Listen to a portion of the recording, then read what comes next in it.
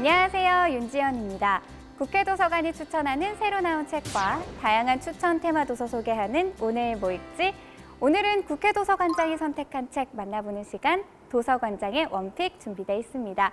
먼저 국회 도서관에서 추천하는 새로 나온 책입니다.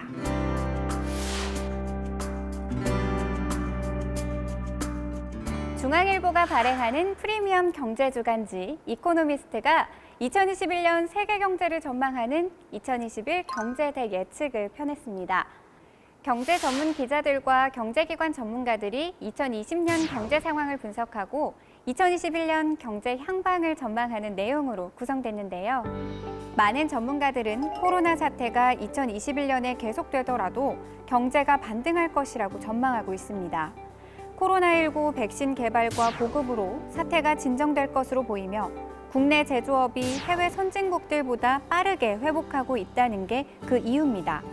경제 현장에서 벌어지고 있는 상황들을 낱낱이 해부한 기자들의 분석력과 관련 통계 데이터와 정책을 통해 현상을 꿰뚫는 전문가들의 통찰력이 어우러진 책.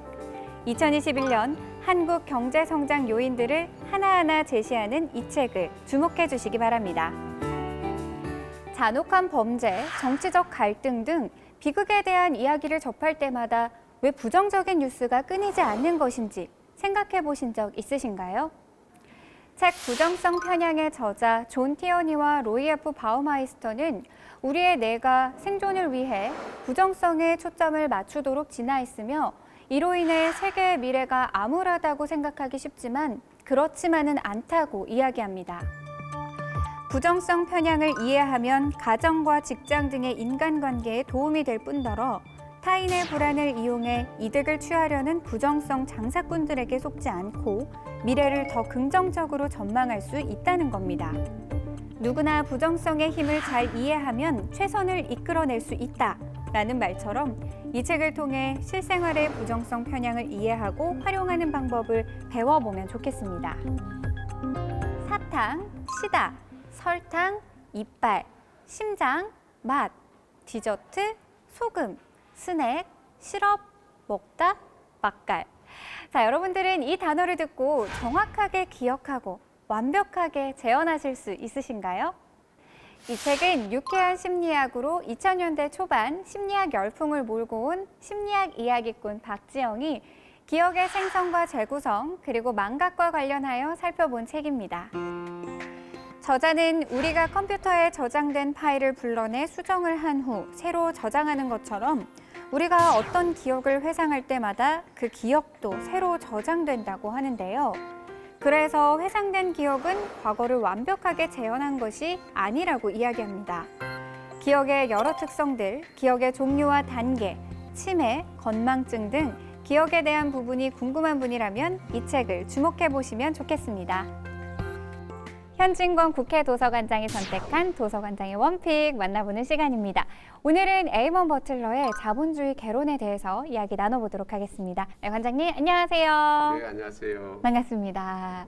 먼저 오늘 뭐 읽지에 추천해 주신 책이 바로 자본주의 개론입니다. 네. 왜 이 책을 추천해 주시나요? 우리 사이에 자본주의에 대한 오해가 너무나 많습니다. 기본적으로 자본주의란 말 자체가 굉장히 조금 자본과 노동의 그런 대치 관계를 통해서 자본이 강자고 노동이 약자 그런 의도로 사용됐습니다. 그래서 자본주의 이렇게 하면 강자를 대변하는 그런 시스템으로 이야기하고 있는데요. 실제로 자본주의가 가진 의미는 자본이라는 것은 결국 생산을 위한 수단입니다. 이 자본이 제대로 갖춰져야지만이 일반 이 수요자 국민들이 필요로 하는 그런 생산물을 쉽게 만들 수가 있는 것입니다. 그래서 이제 자본이 뒷받침되지 않으면 그 사회는 발전할 수가 없는 것입니다. 그러면 이런 자본, 이 뒷받침되어서 하나의 시장이라는 그런 메커니즘이 이루고 있는데요. 그러면 이 시장이 어떻게 작동하느냐 하는 그런 부분에 대해서 인간의 본성을 바탕으로 서로 협력해서 갈 수 있는 그런 시스템이 자본주의다 하는 그것이 이 책의 핵심으로 볼 수가 있는 것입니다. 그렇군요. 그렇다면 저자 에이먼 버틀러는 이 책을 통해서 어떤 걸 우리에게 전달하고 싶었을까요? 에먼 버틀러가 인간이 가지고 있는 사익에 대한 어떤 기본 본질, 사익 추구를 위한 기본 본질, 그리고 시장에 있어서 우리가 경쟁이라는 것이 어떤 의미를 가지고 있는 것이고, 그리고 이 격차라든지 불평등이라든지 이런 문제를 과연 어떻게 봐야 되느냐 하는 그런 면에서 잘 지적해 놓고 있습니다.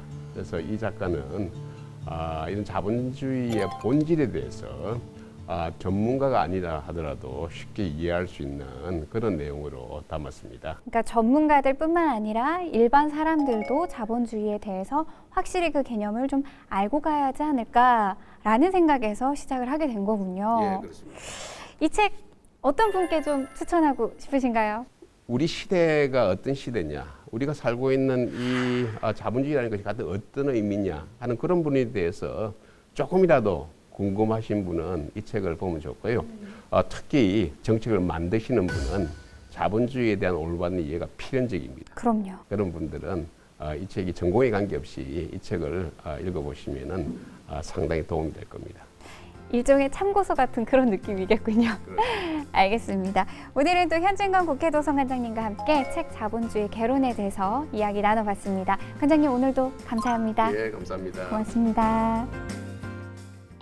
자세한 책 내용은 국회도서관 홈페이지에서, 다시 보기는 국회방송 홈페이지에서 보실 수 있습니다. 저는 다음 주에 새로운 책으로 다시 찾아오겠습니다.